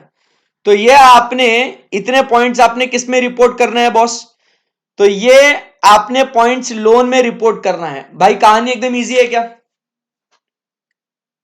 एकदम सिंपल है। तो फटाफट इसको निपटा देते हैं। रिपेमेंट ऑफ लोन्स क्या कहता है, रिपेमेंट ऑफ लोन्स में कि बॉस रिपेमेंट ऑफ लोन्स में अपन क्या देख रहे हैं, रिपेमेंट ऑफ लोन्स में कि पॉइंट नंबर 1, कहीं डिफॉल्ट आपने किया है क्या, तो amount and period of default आपने बताना है। क्या आप विलफुल डिफॉल्टर हो क्या, वो अगर बैंक्स ने या कोई फाइनेंशियल इंस्टीट्यूशन ने आपको डिक्लेयर किया है एज विलफुल डिफॉल्टर, वो आपने बताना है। सेकंड फिर अपन बात करते हैं, आपने जिस पर्पस के लिए लोन लिया है आपने उसी पर्पस के लिए अप्लाई किया है ना लोन। फिर फोर्थ पॉइंट अपन बात करते हैं, शॉर्ट टर्म का पैसा लॉन्ग टर्म में तो इस्तेमाल नहीं किया ना। फिर आपने लोन लिया है सब्सिडरी, जेवी, एसोसिएट के ऑब्लिगेशंस को मीट करने के लिए। एंड लास्ट पॉइंट क्या कहता है, आपने जो इन्वेस्टमेंट आपने सब्सिडरी, जेवी, एसोसिएट में किया है उसको गिरवी रख के आपने लोन उठाया है क्या, तो ये आपको बताना है यहां पे। परफेक्ट है एकदम, यस। तो चलिए फटाफट 9 पॉइंट्स मुझे आप यहां पे बता दीजिएगा, क्या क्या पॉइंट्स हो गए अपने यहां पे। सो 9 पॉइंट्स में अपन ने क्या क्या देखा, property, plant and equipment, intangible assets, inventory, loans investments, guarantees, security, cost records, public deposit, statutory dues. फिर उसके बाद अपन ने बात करी about what, unrecorded transactions. And last में अभी अपन बात करें रिपेमेंट ऑफ लोन्स। अब जिंदगी बहुत आसान है, अब आपकी जिंदगी एकदम इजी। अब इजी है points, now it's very easy, trust me when I से दिस, अब इजी है। अब क्या बोलता है यहां पे, IPO, FPO, debt finance, initial public offer, further public offer, debt finance, जो भी आपने पैसा लिया है बराबर, आईपीओ के माध्यम से, एफपीओ के माध्यम से। तो देखो जब अपन आईपीओ, एफपीओ इश्यू करते हैं तो अपन प्रोस्पेक्टस देते हैं, आपको तो ये पता ही होगा, प्रोस्पेक्टस देते हैं। और प्रोस्पेक्टस में अपन ये ऑब्जेक्ट लिख के जरूर देते हैं कि अपन किस पर्पस के लिए पैसा उठा रहे करके। सही बात है एकदम, यस सर। तो यहां पे क्या बात हो रही है, आप समझिए बात को, एकदम ही सिंपल सा है, लोड मत लो। whether money is raised by way of IPO, FPO during the year is applied for the purpose for which they were raised. If not, the details आपको देने पड़ेंगे together with the delay, default and subsequent rectification. Delay, default and subsequent rectification, if any, as may be applicable and reported. Whether the company has made any preferential allotment or private placement of the shares, बराबर, or convertible debentures, and if so, the requirements of section 42 and 62 of the Companies Act have been complied with, and the funds raised have been used for the purposes for which the funds were raised. If not, provide the details. तो boss यहां पे क्या कहते हैं अपन लोग, simple सी बात है, IPO, FPO and debt, IPO, FPO and debt finance, बराबर के नहीं, IPO, FPO and debt finance, debt finance. तो इसमें अपने को क्या रिपोर्ट करना है, सिंपल है, एक ही line, applied for the purpose for which they were raised, खत्म, applied for the purpose for which they were raised. आपने बोला था ना कि इस पर्पस के लिए चाहिए, एंड अगर यहां पे डिफॉल्ट हो गया, डिफॉल्ट अगर आपका हो गया, तो आपको बताना है अमाउंट कितना डिले किया आपने,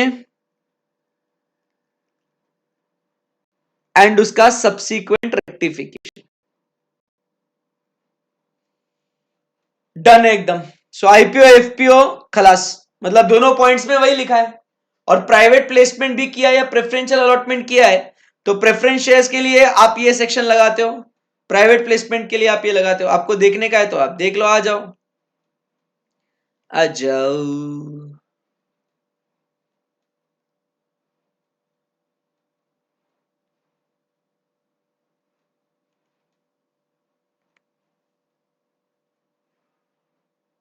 सेक्शन नंबर 42 पे आते हैं।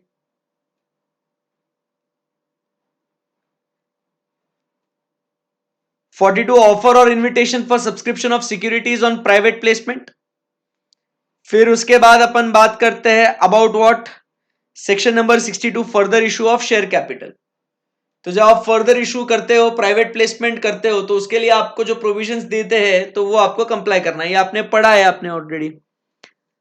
तो सेक्शन 42 एंड सेक्शन 62 कंप्लायंस आपको देखना है।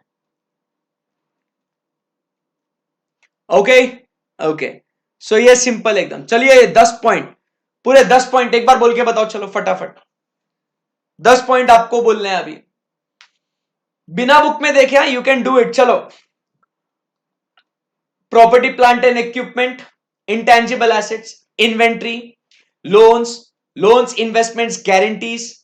फिर उसके बाद बात करते हैं about what is the public, क्या बोलते हैं उसको, public deposits, cost records, statutory dues, unrecorded transactions, repayment of loans and IPO, FPO and debt finance. कितना इजी है, सिंपल।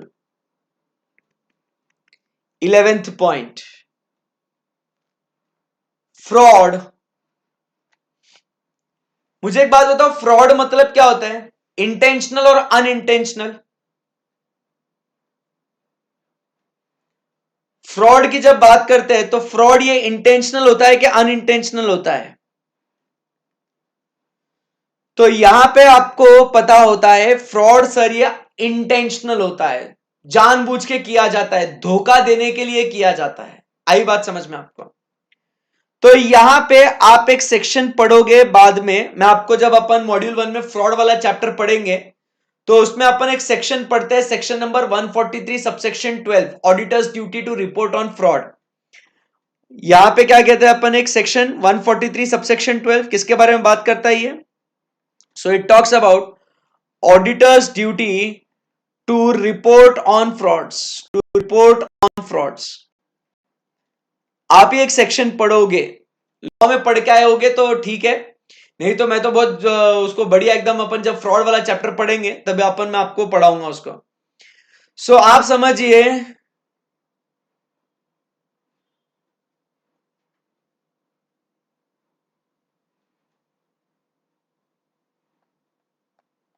आप समझिए बात को। Auditors duty to report on fraud, जो भी फ्रॉड 1 करोड़ या 1 करोड़ के ऊपर वाले होते हैं तो हमें वो सेंट्रल गवर्नमेंट को रिपोर्ट करने पड़ते हैं, बराबर के नहीं। तो जो फ्रॉड्स बाय द कंपनी, बराबर, मतलब जो frauds bye officers or employees of the company against the company होते हैं वो हम लोग यहां पे रिपोर्ट करते हैं। तो 143(12) में अपन कौन से फ्रॉड्स को रिपोर्ट करते हैं मैं आपको बस बता देता हूं। लॉ में पढ़ा होगा तो उसका नॉलेज आप यूज कीजिएगा। By officers or employees of the company, by officers or employees of the company, by officers or employees of the company, by officers or employees of the company, बराबर के नहीं, अगेंस्ट द कंपनी।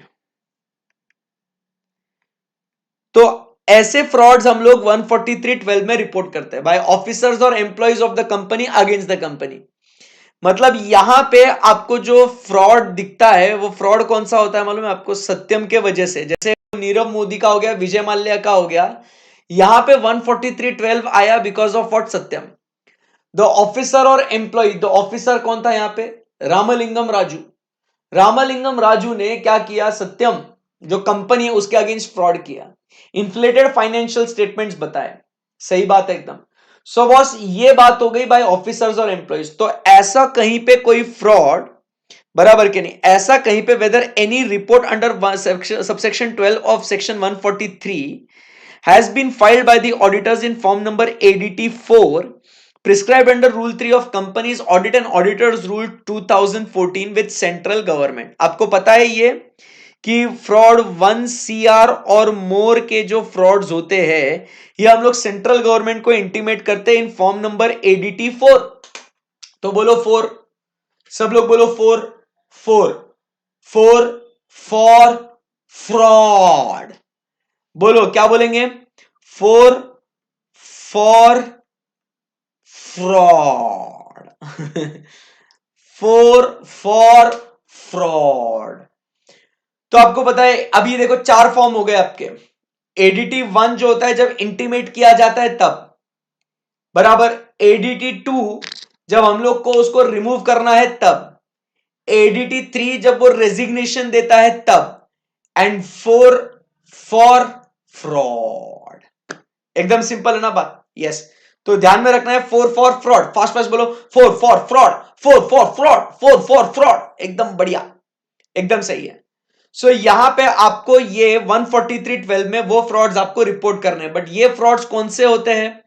तो आप समझिए ये frauds बकायदा वो होते हैं जो ऑफिसर और employee of the company has committed against the company, बराबर। अब ये 143(12) में आपको रिपोर्ट करना है और वो कारों में भी आपको बताना है कि वैसा कुछ फ्रॉड कहीं रिपोर्ट किया है क्या। सही है एकदम? यस। अब इसमें फर्स्ट पॉइंट क्या कहता है? Whether any fraud by the company or any fraud on the company. मतलब यहां पे कारों में आपको अलग से क्या रिपोर्ट करना है? कोई भी फ्रॉड जो कंपनी ने किया है या कंपनी पे हुआ है, नोटिस या रिपोर्ट किया है, तो वो भी आपको बताना है। मतलब 143(12) का है तो है ही है, प्लस साथ ही साथ any fraud, any fraud, any fraud by or on the company should be what? Reported. ये भी अगर आपने नोटिस किया है, रिपोर्ट किया है, उसका जिक्र आपने यहां पे करना है। आई बात समझ में आपको? सो आप समझिए फ्रॉड की जब बात करते हैं तो 143(12) में जो फ्रॉड रिपोर्ट किया था, बराबर के नहीं, 143(12) में जो फ्रॉड की रिपोर्ट किया था वो फ्रॉड अगर वहां पे रिपोर्ट किया तो कारों में उसका जिक्र करो आप। साथ ही साथ अगर ऐसा कोई भी फ्रॉड जो कंपनी ने किया हो या कंपनी पे हुआ हो, irrespective of the amount, irrespective of the amount, irrespective of the amount, irrespective of the amount, irrespective of amount, यहां पे अमाउंट का कोई लेना देना नहीं है साहब, यहां पे अमाउंट का कोई लेना देना नहीं है, आप समझिए बात को। तो ये फ्रॉड्स आपको रिपोर्ट करना है, ठीक है, सही है, एकदम बेस्ट है, परफेक्ट है। सो ये बात अपने को यहां पे करना है। सो जब फ्रॉड की बात करते हैं, सो दो फ्रॉड्स अपने को रिपोर्ट करने हैं। 143.12 auditors duty to report on frauds. Second point, any fraud on और बाय द कंपनी। तो ये कारों में अपने को दो का जिक्र करना है। 143.12 में वो स्पेसिफिक 1 करोड़ या 1 करोड़ के ऊपर वाले उसको रिपोर्ट करना है। आई बात समझ में? कारों में 143.12 में अगर कोई रिपोर्ट किया है उसका जिक्र देना है, या ऐसा कोई भी फ्रॉड होगा तो उसके बारे में भी अपने को यहां पे बातचीत करनी है। डन एकदम, यस सर। अब लास्ट में इधर क्या कहता है, whether the auditor has considered a whistleblower complaints if any received during the year by the company। अब क्या कहता है यहां पे, whistleblower complaints किसकी बात करता है यहां पे अभी, whistleblower complaints, whistleblower complaints, whistleblower complaints। अब whistleblower complaints मतलब क्या होता है, कंपनीज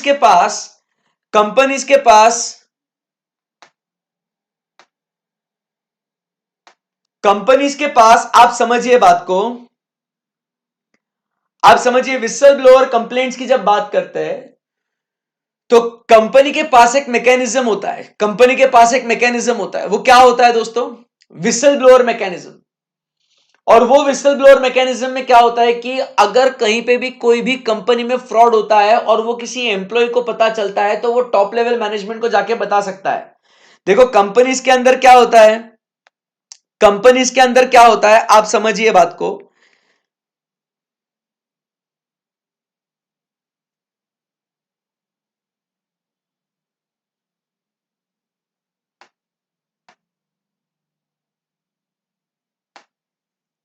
कंपनी में क्या होता है, कंपनी में हायरार्की चलती है।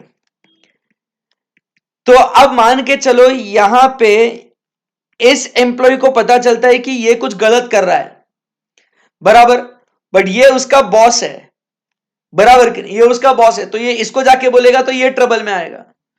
तो कंपनी के अंदर एक विसल ब्लोअर मैकेनिज्म होना चाहिए कि अगर ये कुछ ऐसे गलत कर रहा है या ये कोई गलत कर रहा है, पता चलता है, तो हम क्या कर सकते हैं, टॉप लेवल के पास जाके हम लोग बोल सकते हैं।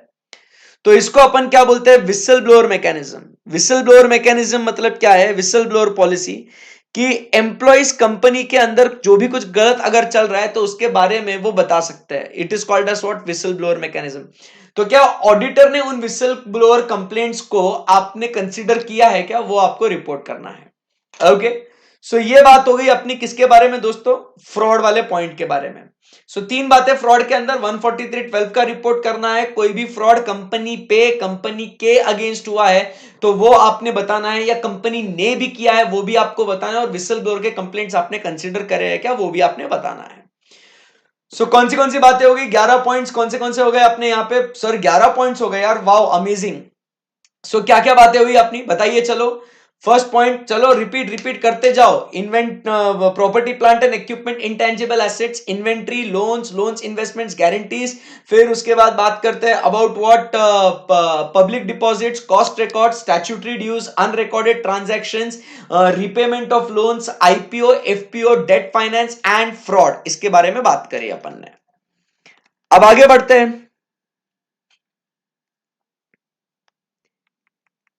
12th point.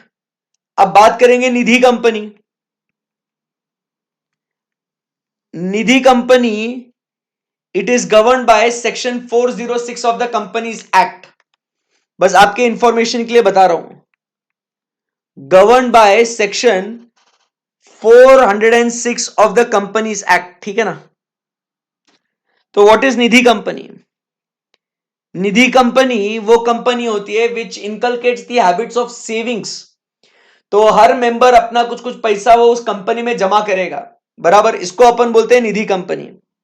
So it is govern by section number 406 of companies act. So 406 of companies act 2013 Nidhi company है। तो निधि कंपनी के केंद्रीय सरकार ने कुछ रूल्स भी बनाए हैं, What we have is the Nidhi Company rules. We also have what is the Nidhi Company rules. तो what is this Nidhi company rules? तो निधि कंपनी रूल्स में दो रिक्वायरमेंट्स है। उसमें वो क्या कहता है कि उनका net own funds to deposit का रेशियो उन्होंने मेंटेन करना चाहिए 1:20। Net own funds to deposits का रेशियो उन्होंने मेंटेन करना चाहिए 1:20। मतलब अगर आपको डिपॉजिट अगर 20 रुपया आ रहा है तो आपने 1 रुपए का आपका कम से कम नेट ओन फंड्स आपने रखना चाहिए। And there should be 10% of unencumbered deposits. Unencumbered deposits आपके होने चाहिए। अनएनकम्बर्ड डिपॉजिट्स मतलब क्या कहते हैं अपन? अनएनकम्बर्ड मतलब क्या? Without any commitment, without any commitment, free होने चाहिए। 10% अनएनकम्बर्ड डिपॉजिट्स, क्योंकि कभी भी निधि वो मेंबर्स कभी भी पैसा मांग सकते हैं, तो भाई वो कहते हैं ऑफ द टोटल डिपॉजिट्स 10% आपने क्या रखना चाहिए? विदाउट एनी कमिटमेंट आपने वो पैसा आपने आपके पास रखना चाहिए। तो निधि कंपनी के लिए निधि कंपनी रूल्स है, उसके अंदर स्ट्रेट वे बोला गया है कि ये रूल्स में आपको बोला है कि net own funds to deposit आपको 1:20 का रेशियो आपने मेंटेन करना है। तो हमें बस जाके चेक करना है कि 1:20 का रेशियो है या नहीं है। निधि कंपनी रूल्स के अंदर बोला गया है कि उनके जो टोटल डिपॉजिट्स है उन डिपॉजिट्स में से 10% without any commitment, without any charge आपके पास होना चाहिए। तो उसको अपन बोलते हैं 10% of unencumbered deposits without any charge. Nidhi company के रूल है, उन रूल्स को अपन को फॉलो करना है। अपने को एज एन ऑडिटर कारों के अंदर रिपोर्ट करना है कि निधि कंपनी ने उन रूल्स को फॉलो किया या नहीं किया। सो that is what is the 12th point जो अपन बातचीत कर रहे हैं। वो कौन सा पॉइंट था दोस्तों? That was the 12th point. Confidence है यहां पे? Yes sir. तो चलिए इन 12 पॉइंट्स को दोबारा से बोलिए एक बार। Sir please. यस बोलना पड़ेगा, चलो लाड़ में नहीं आने का। फर्स्ट पॉइंट क्या है? इन्वेंट्री। ठंडे दिमाग से फोकस। फर्स्ट पॉइंट अपन बात करते हैं property plant and equipment, intangible assets, inventory, loans, investments, guarantee, security, public deposits, cost records, statutory dues, unrecorded transactions, repayment of loans.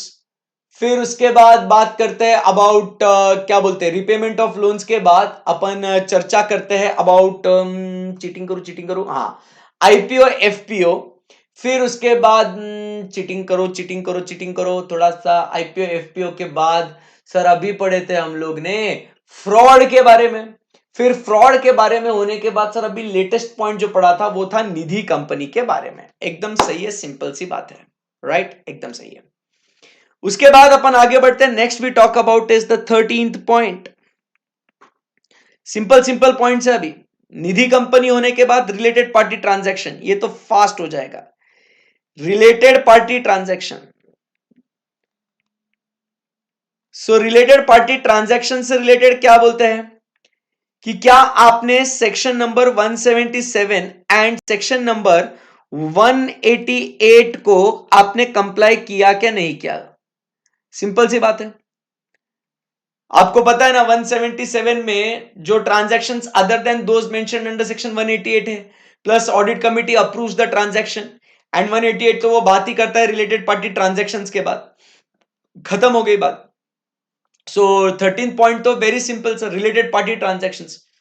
तो क्या बात है सर, फिर से एक बार हो जाए, फिर से हो जाए एक बार, राइट? ओके। सो 13 पॉइंट्स फिर से एक बार बोलेंगे अपन। कारों में कौन से 13 पॉइंट्स रिपोर्ट करने थे? Property plant and equipment, intangible assets, loans, investments, guarantees, फिर पब्लिक डिपॉजिट्स, बराबर। फिर उसके बाद बात करते हैं about cost records, statutory dues, नहीं कुछ तो भी मिसिंग हो गया, वापस से। Property plant and equipment, inventory, loans, investments, guarantees, securities, public deposits, cost records, statutory dues, unrecorded transactions, repayment of loans, repayment of loans के बाद आईपीओ एफपीओ। फिर 11th पॉइंट अपन बात करते हैं निधि कंपनी। 12th पॉइंट अपन बात करते हैं रिलेटेड पार्टी ट्रांजैक्शंस, और एक पॉइंट बीच में रह गया, वो कौन सा था? फ्रॉड का। खत्म। सही है एकदम। सो ये बातें हो गई अपनी। अब आगे बढ़ते हैं। Next point 14th point. अब 14th पॉइंट, अब बात करते हैं किसके बारे में? We talk about is the internal auditor. Nidhi company का ये हो गया, and 10% of unencumbered deposits and default in repayment, ये भी ऐड करते हैं यहां पे, ई रह गया ना।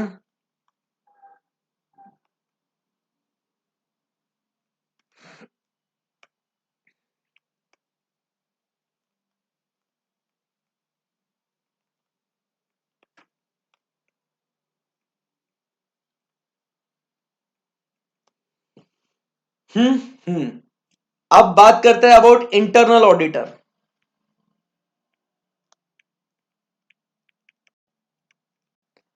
अब किसकी बात करेंगे दोस्तों? इंटरनल ऑडिटर की। अब पहले आप समझिए, यहां पे टॉप लेवल मैनेजमेंट है। पहले कॉन्सेप्ट समझिए इंटरनल ऑडिटर का। यहां पे दोस्तों कौन है? टॉप लेवल मैनेजमेंट है। फिर यहां पे मिडिल लेवल का मैनेजमेंट है, बराबर। और यहां पे आप समझिए कौन है? बॉटम लेवल के एम्प्लॉयज है। यहां पे बॉटम लेवल के लोग हैं। अब होता क्या है आप समझिए, टॉप लेवल जो है ना, ये क्या करता है? पॉलिसीज एंड प्रोसीजर्स को यहां पे ये लोग क्या करते हैं? ये इसको यहां पे फॉर्म्युलेट करते हैं। ये टॉप लेवल के लोग क्या करते हैं? ये पॉलिसीज एंड प्रोसीजर्स क्या करते हैं बच्चों? टॉप लेवल के लोग फॉर्म्युलेट करते हैं। मिडिल लेवल के लोग उसे क्या करते हैं? इसे इंप्लीमेंट करते हैं। और बॉटम लेवल के लोग है ये सर, इसे क्या करते हैं? एग्जीक्यूट करते हैं। बात सहमत हो इससे? बिल्कुल सर। अब होता क्या है यहां पे आप समझिए, ये जो टॉप लेवल का जो बंदा है ना, ये इसको है ना एकदम चिंता सताई जा रही है इसको। ही इज व्हाट वरीड, ये वरीड है top level management. Sir why is he worried top level management? अरे उसको ऐसी चिंता हो रही है कि जो हमने इतने खूबसूरत और बढ़िया पॉलिसीज को फॉर्मुलेट किया ना यार, ये पॉलिसी सही से इंप्लीमेंट और सही से एग्जीक्यूट होती होंगी क्या रे? इसको टॉप लेवल मैनेजमेंट को ये चिंता सताई जा रही है। अरे मैंने कितना जोरदार पॉलिसी बनाया यार, मैंने कितना बढ़िया पॉलिसी बनाया यार, तो क्या ये जो है बराबर से इंप्लीमेंट और एग्जीक्यूट होता होगा क्या रे? बराबर से उसको चिंता हो रही है, he is worried out there. तो आप तो बोल रहे हो अरे चिंता काहे कर रहा है, जाना तू जाके चेक करना। इसको बोलते हैं तू चिंता काहे को कर रहा है, जाना चेक कर जाके कि बराबर से हो रहा क्या नहीं हो रहा। चेक कर, जाना जाना जा जा, जा, जा, जा चेक कर। तो बोलता है टेढ़ा है क्या? मेरे पास इतना समय नहीं है, मेरे पास इतना टाइम नहीं है। अगर मैं जाके चेक करूं एग्जीक्यूट हो रहा क्या नहीं हो रहा, इंप्लीमेंट हो रहा क्या नहीं हो रहा, मेरे को इतना काम थोड़ी है। मेरे को और बिजनेस लेके आने का है, मेरे को बिजनेस ग्रो करना है, मेरे को स्ट्रेटजीज बनानी है। I have to do lot of work, I have got no time to check by my self. ओफो। तो वो हैरान, परेशान, मतलब बहुत ही चिंताजनक उसकी हालत हो गई थी। तो अचानक से उसे एक बहुत ही बढ़िया सा, एक बहुत ही शानदार सा एक आइडिया आया। उसको क्या आया? एक आइडिया आया। और उस आइडिया में क्या हुआ, उसने बोलता है कि मैं एक बहुत ही खास व्यक्ति को लेके आएगा, बराबर के नहीं, एक ऑडिटर को लेके आएगा जो क्या करेगा, ये मेरे लिए जो पॉलिसीज हमने फॉर्मुलेट की है वो मेरे लिए जाके चेक करेगा कि वो इंप्लीमेंट बराबर से हुई कि नहीं, एग्जीक्यूट बराबर से हुई है कि नहीं, इसमें कुछ शॉर्टकमिंग्स होंगे तो वो मुझे बताएगा और मैं दोबारा से रेक्टिफाई करके नए पॉलिसीज को बनाएगा। ये अपना आदमी है, ये मेरे लिए काम करेगा, मैं जो बताएगा उस चीज पे काम करेगा और ये मेरे को रिपोर्ट करेगा। ये मैंने मैनेजमेंट ने बनाई हुई चीजों के ऊपर चेक करेगा मैनेजमेंट के लिए और मैनेजमेंट को ही रिपोर्ट करेगा। मतलब ये सब कुछ इसका काम क्या है? ऑर्गेनाइजेशन के अंदर में जो मैनेजमेंट है उसको रिपोर्ट करना है।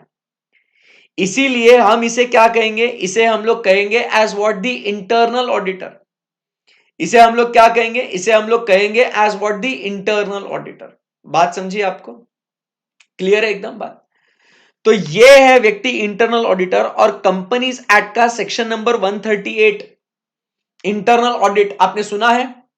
Section number 138 of companies act बात करता है कि कुछ चुनिंदा क्लास ऑफ कंपनीज ने क्या करना जरूरी है, कुछ चुनिंदा क्लास ऑफ कंपनीज ने इंटरनल ऑडिट कराना भी जरूरी है।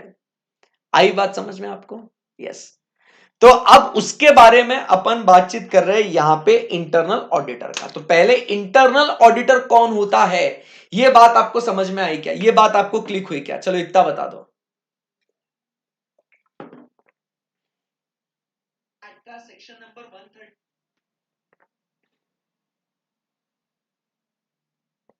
बेस्ट है एकदम।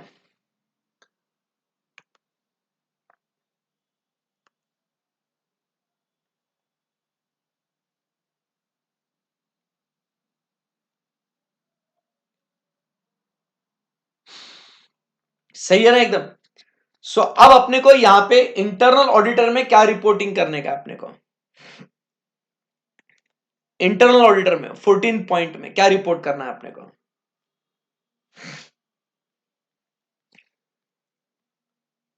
14 पॉइंट में क्या रिपोर्ट करना है internal auditor? Whether the company has an internal audit system, commensurate मतलब क्या? कमेंसुरेट मतलब appropriate to the size of the nature of the business and organisation, and whether the reports of internal auditors for the period were considered by statutory auditor। तो अपने को क्या report करना है यहां पे?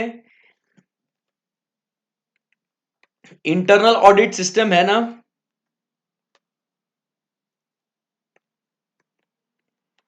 Internal audit system and reports of internal auditor whether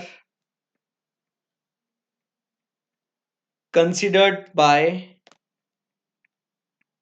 statutory auditor। ठीक है, डन। सो एकदम सिंपल सी बात है, 14 पॉइंट्स अपने हो गए यहां पे। मजा आया आपको? तुम देख रहे क्या समरी बन रहा है कारों का, कितना बड़ा टॉपिक है ये, एक number.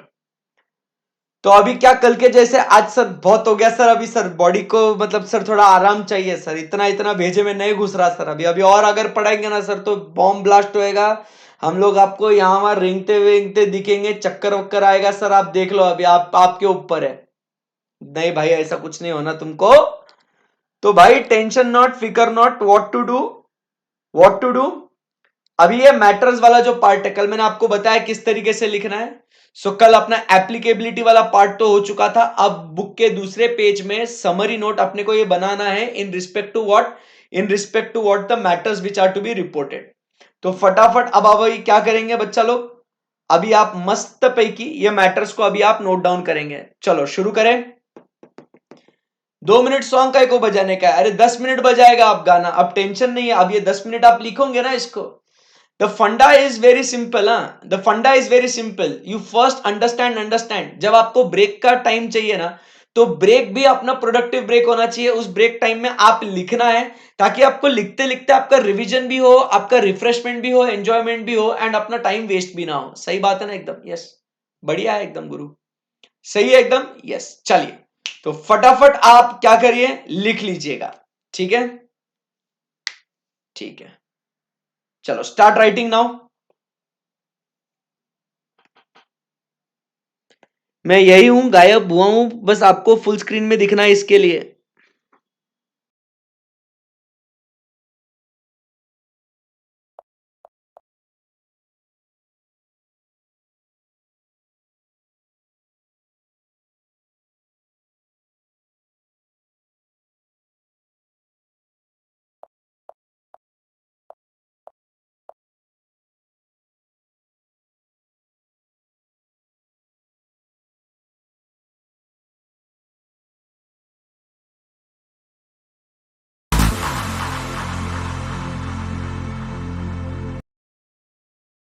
To get the smile you've always wanted, Inviz is the answer.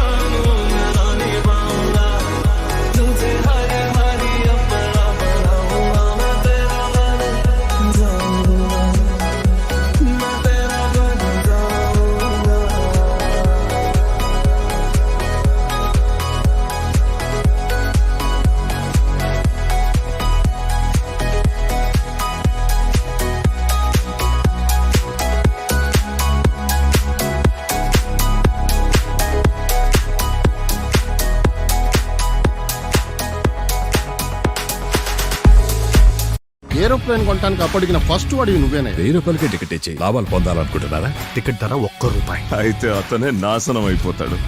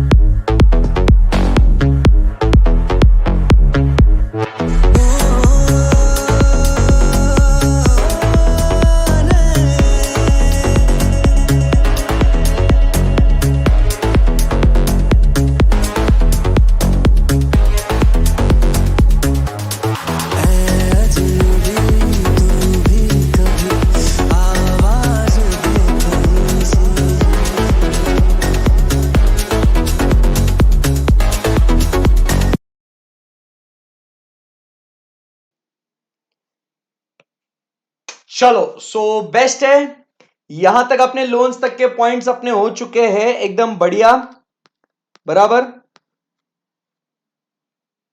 मैंने नंबरिंग भी कैसे एकदम ऐसे चेंज कर दिया इसमें, आई जे के एल एम एन, ओके ठीक है। सो कल बाकी के पॉइंट्स अपन लिखेंगे और प्लस कल कारो कंप्लीट कर देंगे and moreover will start with the new topic as well tomorrow, मतलब कॉस्ट ऑडिट के बारे में भी हम लोग बातचीत करेंगे, right. So things were very interesting today, I hope आपको बहुत मजा आया होगा, right. Thank you very much guys, see you tomorrow, bye bye, take care, love you all, bye bye, Tata.